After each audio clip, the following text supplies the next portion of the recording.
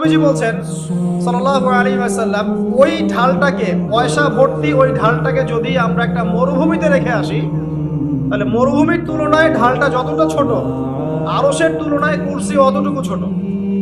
আমি কি বুঝাতে পারছি? আর এই আরশের উপরে আছেন আল্লাহ রাব্বুল আলামিন। তাহলে চিন্তা করেন আল্লাহ রাব্বুল আলামিন কত ম্যাসিভ, কত বড়।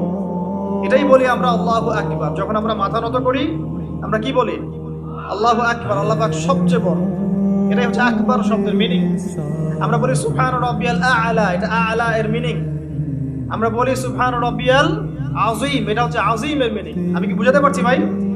আচ্ছা, এবার আসেন, আল্লাহ পাক আরশ সৃষ্টি করেছেন এবং আরশটা ছিল পানির উপরে।